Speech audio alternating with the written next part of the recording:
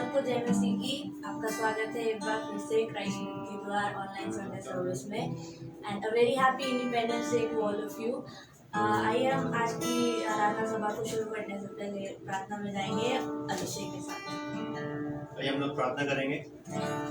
नमस्ते बता प्रभु यीशु मसीह के नाम से आपको धन्यवाद देना चाहते हैं आज के सुंदर समय के लिए। प्रभु धन्यवाद, आपने मेरे से मौका दिया कि हम इस ऑनलाइन संडे सर्विस में शामिल हो सकें। प्रभु इस संडे सर्विस को, इस ऑनलाइन सर्विस को आपके हाथों में देते हैं। प्रभु हम सब प्रार्थना करना चाहते हैं कि आज के दिन प्रभु यीशु मसीह आप हमारे जीवन में नया काम करें। पवित्र आत्मा की हम सबके मदद सहायता करें कि हम अपना सारा ध्यान, हम सच्चा आदर, सच्ची महिमा आज प्रभु यीशु मसीह को दे सकें। प्रभु इस लाइव स्ट्रीमिंग को भी प्रभु यीशु मसीह आपके हाथों में सौंपते। कोई भी दिक्कत है, कोई भी गड़बड़ प्रभु यीशु मसीह हमारी लाइव स्ट्रीमिंग में ना आने पाए। इस प्रार्थना को यीशु मसीह के नाम से अगर मांग लेते हैं।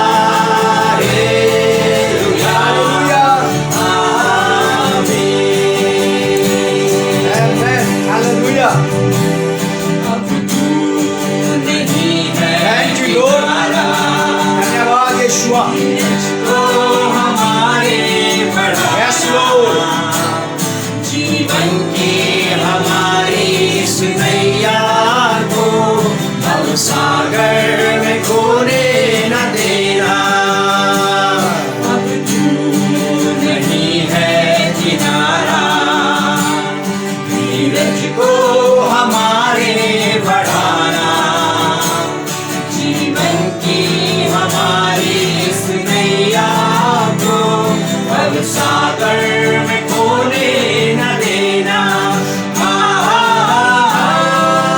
Hallelujah, hallelujah,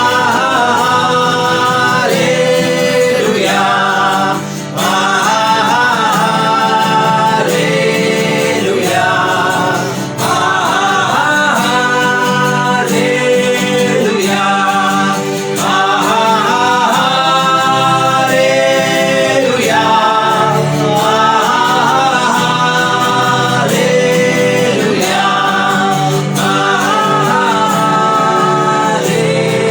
hallelujah,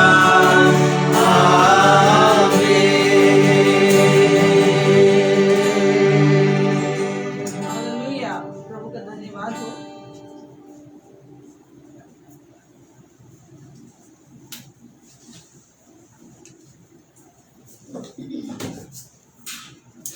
Praise the Lord. Hallelujah. भारतीय मसीह कलीसिया प्रभु यीशु मसीह के नाम में आपको शांति मिले, आनंद मिले। Indian church of Christ, God bless you and shalom on you. सारी भारतीय मसीह कलीसिया को प्रभु यीशु मसीह के नाम में क्राइस्ट मुक्ति द्वार फेलोशिप की ओर से स्वतंत्रता दिवस की हार्दिक शुभकामनाएं। Happy Independence Day to all of you. परमेश्वर का बहुत धन्यवाद करते हैं कि परमेश्वर ने इस समय ये अवसर आपको और मुझे दिया है, और धन्यवाद करते हैं कि हम भारतीय मसीह कलीसिया हैं। We are Indian church of Christ. प्रभु यीशु मसीह की मसीह भारतीय कलीसिया यहाँ पर उपस्थित है, और इस ऑनलाइन सर्विस में, संडे सर्विस में, पुनरुत्थान के इस ऑनलाइन सभा में आप सब लोगों का प्रभु यीशु के नाम से स्वागत करते हैं। हमारा आज का थीम है सीड ऑफ वुमेन, स्त्री का वंश। आप मेरे साथ निकालें, सीड ऑफ वुमेन, स्त्री का वंश। उत्पत्ति की किताब उसका 3 अध्याय, उसकी 15वीं आयत। Genesis chapter 3 verse 15। यहां लिखा है ऐसा, उत्पत्ति 3 अध्याय के 15 पद में, परमेश्वर जब स्त्री से और सांप से, सर्प से बात कर रहा था, ये तब की बात है। प्रभु यीशु मसीह के जन्म की सबसे पहली भविष्यवाणी स्वयं परमेश्वर यहोवा ने की थी। इस रहस्य को स्वयं परमेश्वर यहोवा ने खोला था। ये इंट्रोडक्शन खुद परमेश्वर यहोवा ही ने दिया था। ऐसा लिखा है जेनेसिस चैप्टर 3 वर्स 15। हमारा आज का थीम है सीड ऑफ वुमेन, स्त्री का वंश, पार्ट 1। ये इसका पहला भाग है। इसका दूसरा भाग हम लोग नेक्स्ट संडे देखेंगे। उत्पत्ति की किताब उसका 3 अध्याय 15वीं आयत। और मैं तेरे और इस स्त्री के बीच में और तेरे वंश और इसके वंश के बीच में बैर उत्पन्न करूंगा। वो तेरे सिर को कुचल डालेगा और तू उसकी एड़ी को डसेगा। ये परमेश्वर ने इसमें, इस एक आयत में कई सारी बातें हैं जिन्हें हम आज ही नहीं देख सकते, उनमें समय लगेगा हमें देखने में, लेकिन जितना देख सकते हैं उसके विषय में ही बात करेंगे हम लोग। परमेश्वर ने ये बात खोल दी है यहां पर। ये एक ऐसा सीक्रेट रहस्य था जो भविष्य के लिए खुला है कि फ्यूचर में, आने वाले दिनों में ऐसा होगा। परमेश्वर ने ये बात कही, सांप से कहा, और स्त्री के बीच में जब परमेश्वर दोनों के बीच में बातें की, लिखा है कि मैं तेरे और इस स्त्री के बीच में, सर्प के बीच में भी और स्त्री के बीच में भी, और तेरे वंश और इसके वंश के बीच में बैर उत्पन्न करूंगा।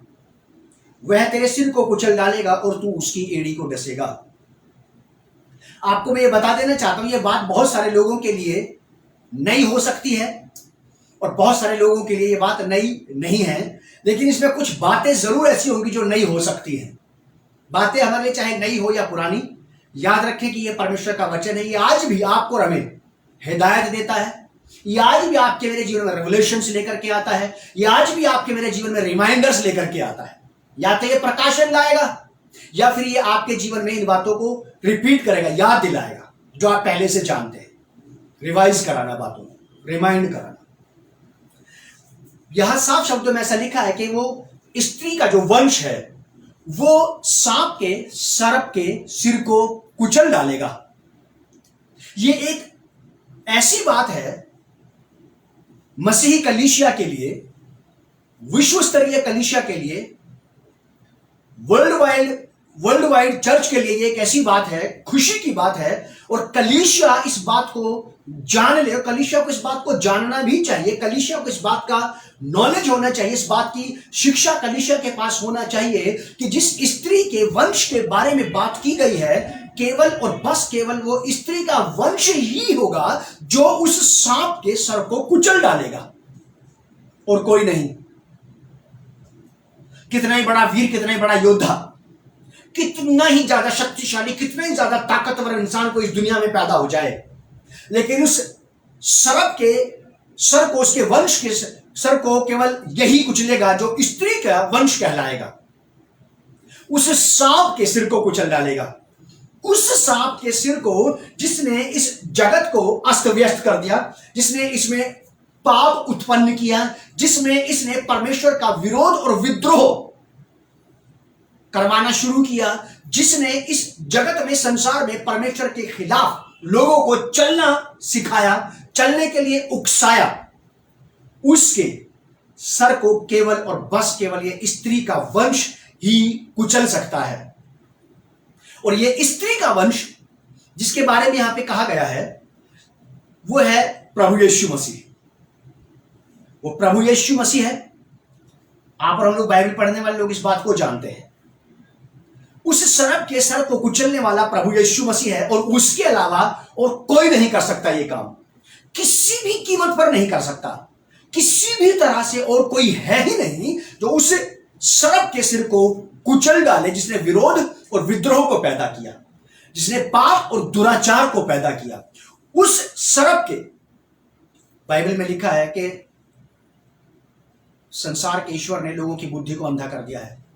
उस पुराने इब्लीस ने, पुराने सांप ने, उस इब्लीस ने, पुराने सांप ने लोगों की बुद्धि को डस लिया है, जिसकी वजह से लोग परमेश्वर की बात को समझ नहीं पाते हैं और अपनी मंदमतिता के कारण परमेश्वर के खिलाफ चले जाते हैं। उसके सर को कुचलने के लिए केवल एक ही है, और वो है उस स्त्री का वंश। वंश कभी भी स्त्री का नहीं होता, पुरुष का ही होता है। लेकिन यहां पर परमेश्वर ने इंट्रोडक्शन दिया है, परमेश्वर ने एक रहस्य खोला है कि जो वंश इस स्त्री से पैदा होगा उसमें पुरुष का कोई शेयर नहीं है। ये स्त्री जो वंश पैदा करेगी, जो बच्चा पैदा करेगी, वो बिना पुरुष के, बिना पिता के, बिना माता पिता के प्रोसेस के बच्चा पैदा होगा। ऐसा लिखा है यहां पे, ये है इसका अर्थ। और केवल यही वजह है कि ये इस स्त्री का वंश उसके सर्प के सर को कुचलेगा। मेरे साथ देखिए आप निर्गमन की किताब, एक्सोडस चैप्टर 7 वर्स 10 to 12। निर्गमन की किताब उसका 7वां अध्याय, उसकी 10वीं आयत से लेकर के 12वीं आयत तक। Exodus chapter 7 verse from 10 to 12। यहां पर हारून और मूसा का एक जिक्र आता है। आप इसे 8 पद से पढ़ेंगे तो बात समझ में आ जाएगी और भी ज्यादा। लिखा है कि फिर यहोवा ने मूसा और हारून से इस प्रकार कहा। ये मिस्र की गुलामी में जब लोग थे, वहां पे परमेश्वर ने मूसा को भेजा था कि वो उसके लोगों को मिस्र की गुलामी से बाहर निकाल के लेकर के आए। लिखा कि फिर यहोवा ने मूसा और हारून से इस प्रकार कहा, जब फिरौन तुमसे कहे अपने प्रमाण का कोई चमत्कार दिखाओ, तब तू हारून से कहना अपनी लाठी लेकर फिरौन के सामने डाल दे कि वह अजगर बन जाए। यहां लिखा है ऐसा। तब मूसा और हारून ने फिरौन के पास जाकर यहोवा की आज्ञा के अनुसार किया। जब हारून ने अपनी लाठी फिरौन और उसके कर्मचारियों के सामने डाल दी, तब वह अजगर बन गई। तब फिरौन ने पंडितों और टोना करने वालों को बुलवाया और मिस्र के जादूगरों को भी उसने बुलवाया। मिस्र के जादूगरों ने आकर अपने अपने तंत्र मंत्र से वैसा ही किया। उन्होंने भी वैसा ही कर दिखाया। अपनी लाठी को उन्होंने डाल दिया और लाठी का सांप बन गया। उनकी दिखा कि उन्होंने अपने अपने तंत्र मंत्र से वैसा ही किया। उन्होंने भी अपनी अपनी लाठी को डाल दिया और वे भी अजगर बन गई। पर हारून की लाठी उनकी लाठियों को निगल गई। हारून की लाठी उनकी लाठियों को निगल गई। यह वही बात है, उसी बात की प्रामाणिकता है जिसके बारे में परमेश्वर ने कहा था कि स्त्री का वंश सर्प के सिर को कुचल डालेगा। यह प्रतीक है उस बात का। कलीसिया इस बात का आनंद मनाए और इस बात के पूरे नॉलेज में, पूरे ज्ञान में रहे कि परमेश्वर के मुंह से निकले हुए ये शब्द हैं कि स्त्री का वंश सर्प के सिर को कुचलेगा। स्त्री के वंश के बीच में और सांप के वंश के बीच में परमेश्वर कहता है कि मैं बैर पैदा कर दूंगा, बैर उत्पन्न करूंगा। एक दुश्मनी, एक शत्रुता उत्पन्न हो गई सर्प के वंश के बीच में और स्त्री के वंश के बीच में। लेकिन स्त्री का जो वंश है, वो वंश उस सर्प के सर को कुचलेगा। मेरे लिए बड़े आनंद और भरोसे की बात है, मेरे लिए बड़े उत्साह की बात है ये कि मैं ऐसे परिवार के साथ, ऐसे वंश के साथ जोड़ा गया हूं जो सर्प के वंश के सर को कुचल डालेगा। ये एक प्रतीक है। मूसा की लाठी, हारून की लाठी का जो सांप है, इस बात का प्रतीक है कि वो फिरौन के जादूगरों, तांत्रिकों की लाठियों के सांप को निगल गया। और कलीसिया इस बात में पूरी तरह से सचेत रहे। जहां तक आप मुझे देख रहे हैं, आप इस बात को पूरी तरह से अपने अंदर बैठा लें कि आप एक ऐसे परिवार का हिस्सा हैं, आप ऐसे वंश में जोड़े गए हैं जो सर्प के सर को कुचल डालेगा। स्त्री का वंश जो हराएगा सांप के वंश को, यह पहचान होगी स्त्री के वंश की। बाइबल पढ़ने वाले, स्टडी करने वाले लोग इस बात को जानते हैं कि बहुत सारे लोगों ने ऐसा प्रयास किया, ऐसा प्रूफ करने की कोशिश की कि वही वो है, और आज भी ऐसा ही हो रहा है। लेकिन आप याद रखिएगा, स्त्री का वंश का मतलब है बिना पुरुष के। जिस स्त्री से बिना पुरुष के, बिना किसी और सहायता के संतान उत्पन्न होगी, वो कहलाएगा स्त्री का वंश। और उसी को बस केवल स्वर्ग से, परमेश्वर की ओर से ये अथॉरिटी है, इसे डिवाइन अथॉरिटी कहते हैं। और यही डिवाइन अपॉइंटमेंट है उस वंश का जो उस सर्प के सर को कुचलेगा। परमेश्वर की ओर से, स्वर्ग की ओर से बात ठहरा दी गई थी। याद रखिएगा, आप नोट करने वाली बात है ये, स्त्री का वंश जो हराएगा सांप के वंश को, सांप के वंश को हराएगा। फर्स्ट पॉइंट मेरे साथ निकाले आप, यशाया नबी की किताब, उसका 7वां अध्याय, आइजाया चैप्टर 7 वर्स 14, 14वीं आयत। यशाया नबी की किताब, उसका 7वां अध्याय 14वीं आयत, लिखा है, इस कारण प्रभु आप ही तुमको एक चिन्ह देगा। सुनो, एक कुमारी गर्भवती होगी और पुत्र जनेगी और उसका नाम इमैनुएल रखेगी, जिसका अर्थ है परमेश्वर हमारे साथ। इमैनुएल शब्द का अर्थ है ये। यहां पे फिर से उस बात को रिपीट किया गया, दोहराया गया है। लिखा है कि परमेश्वर स्वयं, लिखा है कि इस कारण प्रभु आप ही तुमको एक चिन्ह देगा। ये जो स्त्री का वंश उत्पन्न होगा, ये परमेश्वर की सहायता और पवित्र आत्मा के सामर्थ्य के द्वारा से उत्पन्न होगा। परमेश्वर की सहायता, उसके सामर्थ्य के बगैर ये नहीं हो सकता है। मत्ती की किताब में बिल्कुल सेम एज इट इज ऐसा ही लिखा है मरियम और यूसुफ के बारे में, कि उनके इकट्ठा होने से पहले, उनके विवाह से पहले मरियम पवित्र आत्मा के द्वारा से, पवित्र आत्मा के सामर्थ्य के द्वारा, परमेश्वर के सामर्थ्य के द्वारा गर्भवती पाई गई, ऐसा लिखा है। और ये परमेश्वर ही करेगा, परमेश्वर ही करेगा। लेकिन स्त्री का वंश, केवल स्त्री का वंश ही है जो सांप के, सर्प के सिर को कुचल डालेगा। मेरे इस शब्द पर, मेरी इस बात पर आप ध्यान देते रहिएगा। इसे मैं बार बार रिपीट करूंगा इस बात को। लिखा है कि इस कारण प्रभु आप ही तुमको एक चिन्ह देगा। परमेश्वर अपने आप, परमेश्वर अपने आप ऐसा माहौल क्रिएट करेगा, ऐसी व्यवस्था बनाएगा कि वो वंश उत्पन्न होगा। गॉड विल डू इट, परमेश्वर इसे करेगा।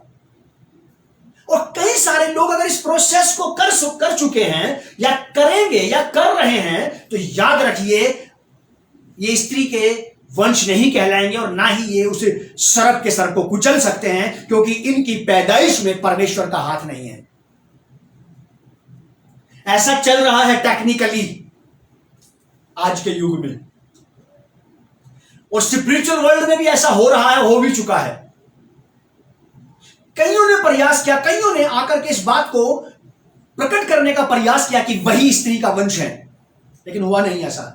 वो बात आगे आके धीरे धीरे चलते चलते ये बात बिल्कुल प्रकट हुई, प्रूफ हुई कि वो झूठा वंश थे। वो नहीं थे जिसको परमेश्वर उत्पन्न करता। यहां लिखा है ऐसा, इस कारण प्रभु आप ही तुमको एक चिन्ह देगा। सुनो, एक कुमारी, एक ऐसी स्त्री, एक ऐसी लड़की जो बच्चा उत्पन्न करने में सक्षम हो। नाबालिग की बात नहीं हो रही यहां पे, ये बताती है इसकी स्टडी ऐसा ही। एक कुमारी गर्भवती होगी और पुत्र जनेगी और उसका नाम इमैनुएल रखेगी। ये परमेश्वर करेगा अपने आप से ऐसा। ये आपको और मुझे याद रखना है।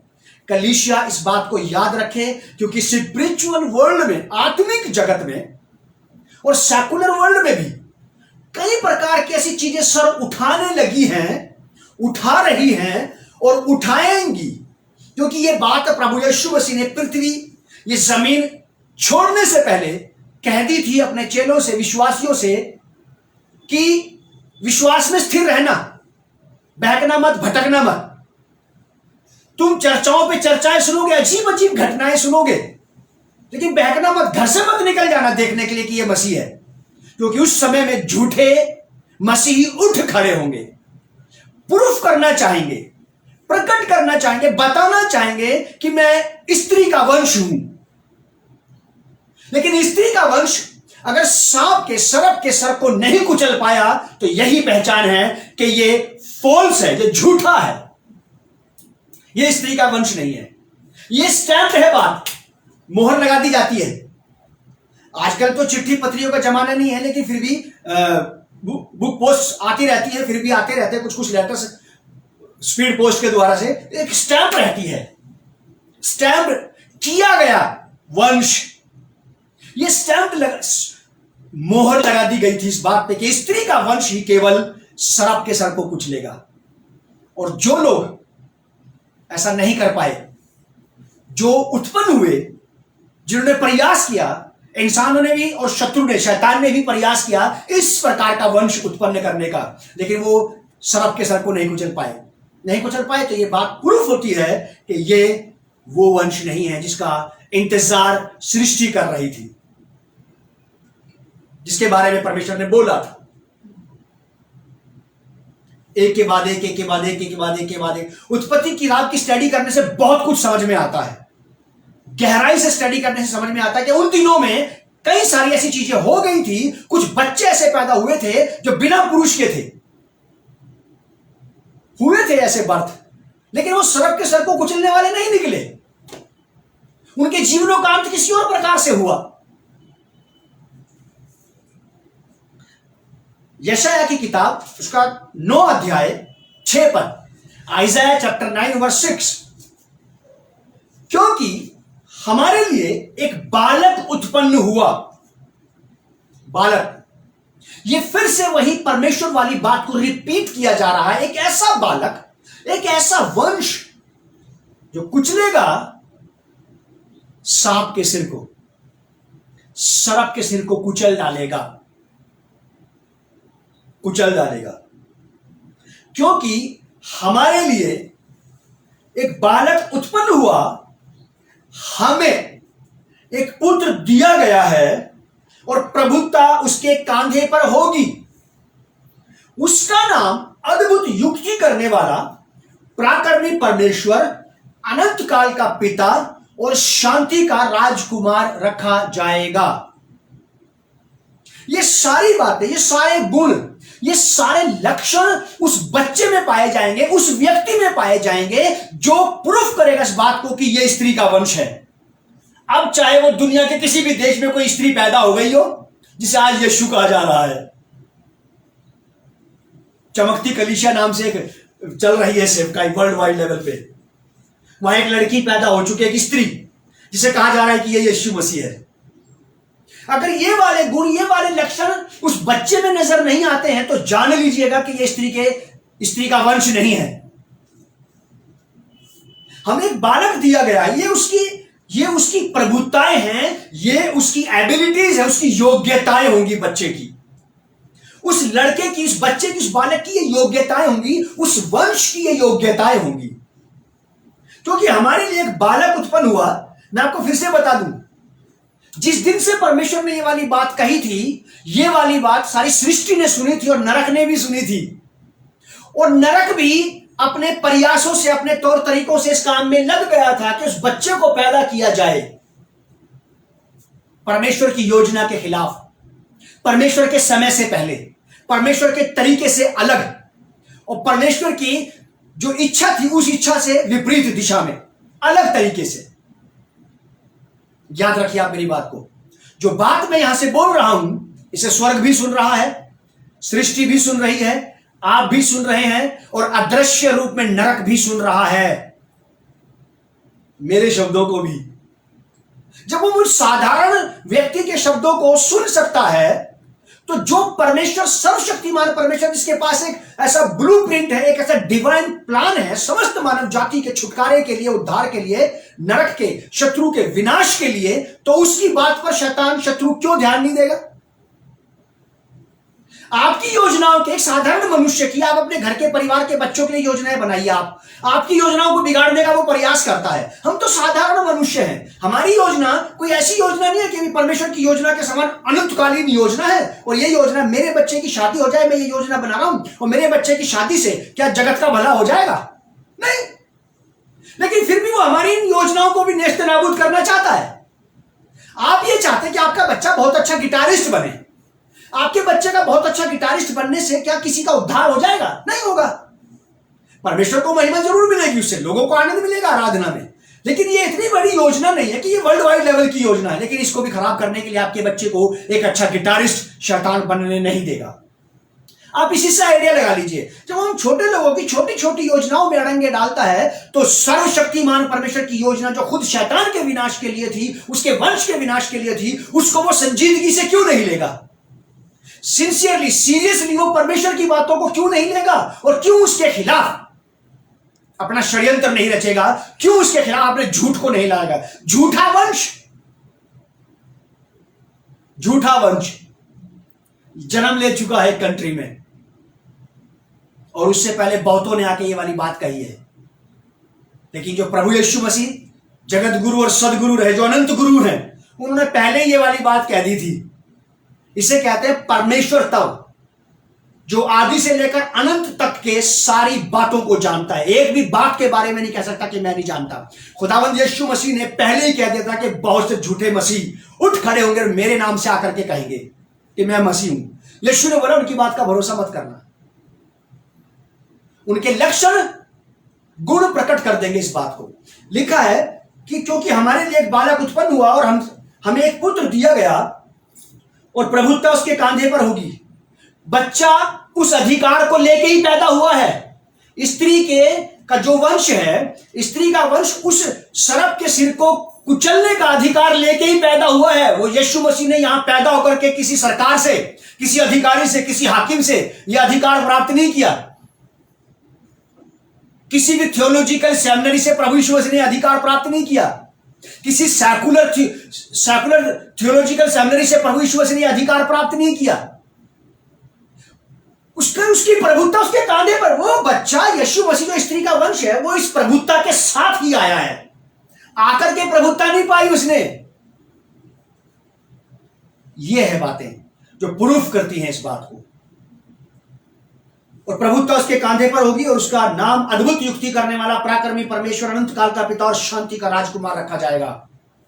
इन सारे लक्षणों, सारे गुणों से सर्वगुण संपन्न एक बच्चा उत्पन्न हुआ और उसने उस सर्प के सर को कुचल डाला।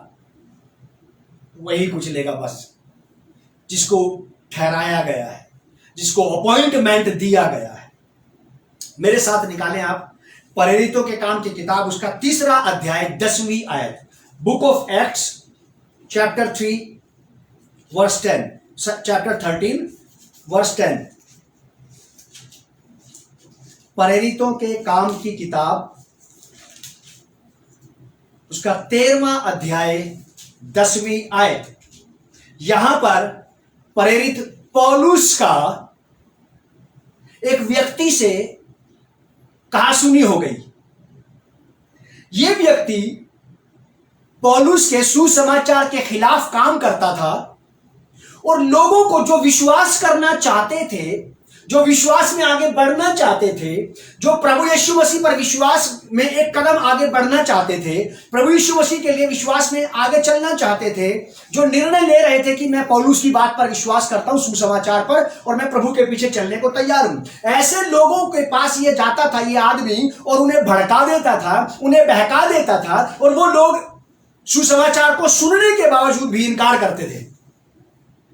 है ये स्पिरिट, ये वही सर्प का, सांप का वंश है जो सुसमाचार पर विश्वास करने नहीं देगा। सुनने वालों के मनों में गड़बड़ पैदा करेगा कि ये इस बात पर बिलीव ना करें, ये प्रभु यीशु मसीह की तरफ विश्वास में आगे कदम ना बढ़ाएं। बहुत अच्छी घटना है ये। अगर आप इसे स्टडी करें अपने घर में, से पढ़िएगा 13 अध्याय के पहले पद से लेकर के इसके 12 पद तक आप अपने घर में पढ़िएगा।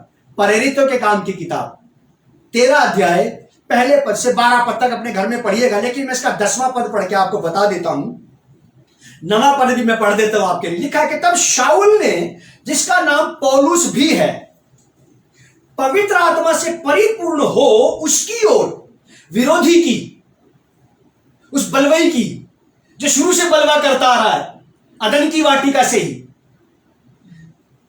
तब शाऊल ने, जिसका नाम पौलुस भी है, पवित्र आत्मा से परिपूर्ण हो उसकी ओर टकटकी लगाकर कहा, हे सारे कपट और सब चतुराई से भरे हुए शैतान,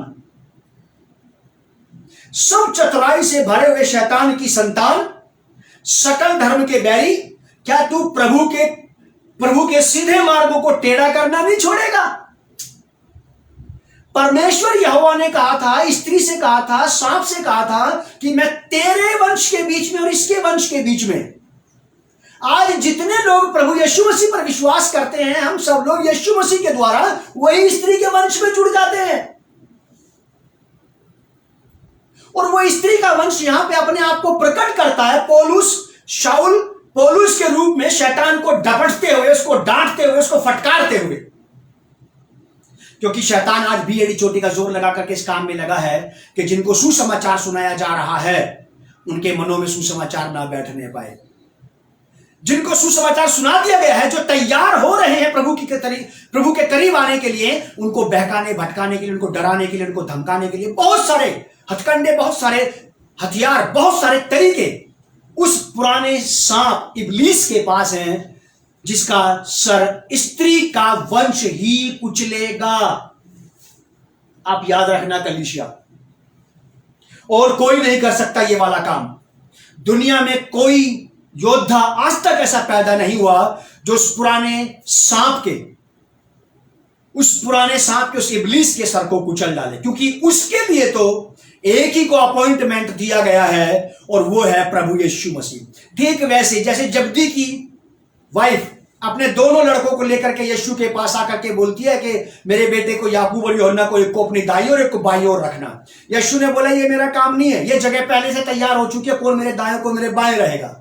डिवाइन अपॉइंटमेंट, अलौकिक बातें हैं ये जो पहले से ठहरा दी गई हैं, और इन्हीं का पूरा होना अति आवश्यक है। और याद रखिए मेरी बात को मेरे प्रिय जनों, कि केवल शैतान ही परमेश्वर की योजना को खराब नहीं करता है, परमेश्वर के लोग भी कई बार उसकी योजनाओं को बिगाड़ देते हैं। मैंने देखा ऐसा, केयरफुल रहिएगा। जब इस आदमी ने हाकिम को शाऊल ने, प्रेरित ने, पौलुस ने जब एक हाकिम को सुसमाचार सुनाया, और हाकिम को विश्वास हुआ। हाकिम जब विश्वास करने के लिए आगे बढ़ने लगा, तो एक व्यक्ति ने आकर के उनको बहका दिया, उनके मनों को भ्रमित कर दिया। और ये सांप का, उसी सर्प का नेचर है, उसका गुण है योजनाओं को बिगाड़ना, परमेश्वर के कामों को बिगाड़ना, उसकी कलीसिया को बिगाड़ना, उसके लोगों को खराब करना, और अपने पीछे चलने के लिए तैयार कर लेना। पौलुस कितनी बढ़िया बात कहते हैं यहां पे। तब शाऊल ने, जिसका नाम पौलुस भी है, पवित्र आत्मा से परिपूर्ण हो उसकी ओर टकटकी लगाकर देखा और कहा, हे सारे कपट और सब चतुराई से भरे हुए शैतान की संतान, सकल धर्म के बैरी, क्या तू प्रभु के सीधे मार्गों को टेढ़ा करना नहीं छोड़ेगा। यहां पौलुस ने प्रूफ किया इस बात को कि शाऊल, ये पौलुस कनेक्टेड है स्त्री के वंश से, क्योंकि स्त्री का वंश ही केवल सामना करेगा, विरोध करेगा, केवल कलीसिया ही करेगी, केवल कलीसिया, यीशु की कलीसिया। यहां पे साफ शब्दों में इस बात को देखा है। अब कलीसिया को अपनी जिम्मेवारी को पहचानना चाहिए, अपने रुतबे को पहचानना चाहिए। आपको पहचानना चाहिए कि आप कौन सी रॉयल फैमिली के मेंबर हैं। हम परमेश्वर के घराने के सदस्य हो गए हैं, और अब हमें प्रभु यीशु मसीह में इसी वंश के साथ जोड़ दिया गया है। आपको अपने पूरे सेंस में रहना चाहिए, कलीसिया को होशो हवास में रहना चाहिए कि मैं उस वंश का हिस्सा हूं जो अपने हिस्से का शैतान के सर को रौंदेगा, सर्प के सर को कुचलेगा। मेरे साथ देखिए आप, उद्देश्य की पूर्ति लिख लीजिए आप, सेकंड पॉइंट, उद्देश्य की पूर्ति। गलातियों की पत्री 4 अध्याय 4 पद का पहला भाग, गलाशियंस चैप्टर 4 वर्स 4, उसकी पहली लाइन लिखा है कि मैं यह कहता हूं कि वारिस जब तक बालक है, जब तक बालक है, पूरा पद देखिए आप। मैं यह कहता हूं कि वारिस जब तक बालक है, यद्यपि सब वस्तुओं का स्वामी है, तो भी उसमें और दास में कोई भेद नहीं। अगर मान लीजिए आज भी कलीसिया की हालत बालकों की ही जैसी है, अबोध, नादान, सेंसलेस बच्चों के समान आप बने हुए हैं, तो आप ना तो शत्रु को पहचानते हैं और ना ही उसके सर को कुचलने के लिए तैयार हैं। उद्देश्य आपको जिस उद्देश्य के लिए लिया गया है, वो उद्देश्य बालकपन में पूरा नहीं होता। वो उद्देश्य पैदा होता है, वो उद्देश्य पूरा होता है कि आप जब बच्चों के समान पैदा हो गए उसके घर में, जब आप अपने पूरे सेंस में आते हैं, परमेश्वर के वचन के मुताबिक आपको पता लगता है आपके अधिकारों के बारे में, आपको पता लगता है आपकी स्वतंत्रता के बारे में। जब परमेश्वर के वचन के माध्यम से हमें पता लगता है कि हम परमेश्वर के घराने के सदस्य और उसके वंश के बच्चे हैं, हम उसके घर के बालक हैं, और ये हमारा अधिकार है, ये हमारी अथॉरिटी है, ये हमारी शक्ति और सामर्थ्य है, ये हमारी संपन्नता है परमेश्वर में। अगर आप और मैं बालक हैं तो याद रखिए कि बालक पैदा जरूर होगा, लेकिन बालक उसके सर को नहीं कुचल सकता। बालक का मतलब जिसे नॉलेज ही नहीं है अपने अधिकारों के बारे में। आप भले बड़े हैं, जवान हैं, आप, कोई फर्क नहीं पड़ता इस बात से आप कितनी भी उम्र के हो। अगर आपको इस बात का नॉलेज ही नहीं है कि स्त्री का ही वंश केवल सांप के सर को कुचलेगा, और ये वाला नॉलेज, ये वाला अधिकार आपको और मुझे बाइबल से मिलता है, परमेश्वर के वचन से मिलता है, तो पौलुस हम इस बात को कहते हैं कि मैं कहता हूं कि वारिस जब तक बालक है तब तक वो अयोग्य है सर्प के सिर को कुचलने के लिए। कलीसिया अब बालक ना रहे, कलीसिया अब बच्ची ना रहे, छोटी ना रहे, बचकानी हरकतें ना रहे। अब हमारे अंदर जैसे जैसे बड़े होते जा रहे, वचन के अनुसार, वचन को पढ़ते पढ़ते, प्रभु के साथ संगति में चलते पलते बढ़ते, जैसे जैसे बढ़ते जा रहे हैं, वैसे वैसे हमारा उद्देश्य हमारे सामने क्लियर रहना चाहिए कि मुझ में प्रभु यीशु मसीह के माध्यम से ऐसा वंश पनपने लगे और बढ़ने लगे जो सर्प के सर को कुचलेगा। याद रखिए आप, और कोई नहीं, और कोई दूसरा रास्ता ही नहीं है सांप के सर को कुचलने का, है ही नहीं। क्योंकि ये महान डिक्लेरेशन, ये महान आज्ञा, ये महान प्रोफेसी, ये महान रेवलेशन स्वयं सर्वशक्ति महान परम प्रधान परमेश्वर सेनाओं के यहोवा की ओर से आया है। और यही बात प्रूफ करती है इस बात को कि केवल और बस केवल स्त्री का वंश ही इसे करेगा। हम लास्ट में आ गए, मेरे साथ निकालिए आप पहला यूहन्ना 3 अध्याय उसका 8 पद, बी पार्ट। मेरा दिल अजीज पद है, ये बहुत पसंद है मुझे ये आयत। Letter of John, first letter of John chapter 3 verse 8, इसका बी पार्ट, दिल अजीज पद है ये मेरा। लिखा है, परमेश्वर का पुत्र यानी कि खुदावंद यीशु मसीह, जगत का उद्धार करता प्रभु यीशु मसीह, सारी सृष्टि का पहिलौठा प्रभु यीशु मसीह, परमेश्वर का पुत्र इसलिए प्रकट हुआ कि शैतान के कामों का नाश करे। सन ऑफ गॉड प्रभु यीशु मसीह, जो कहलाएगा स्त्री का वंश, केवल वो शैतान के कामों का नाश करेगा, शैतान के सर को कुचल डालेगा। उस पुराने सांप जो अदन की वाटिका में खुला फिर रहा था, उसके सर को कुचल डालेगा और अंत में उसको बेड़ियों से जकड़ करके अंधेरे कुंडों में डाल करके आखिरी में नरक में डाल देगा। यही स्त्री का वंश, यही स्त्री का वंश ऐसा करेगा। दुनिया की कोई ताकत नहीं है जो इस सर्प के साथ ऐसा कर जाएगा, केवल यही ऐसा करेगा, केवल और बस केवल यही ऐसा करेगा। कलीसिया सचेत और जागरूक रहे स्त्री के वंश के विषय में। इसका अगला भाग आपको और मुझे और क्लियर करेगा बात को।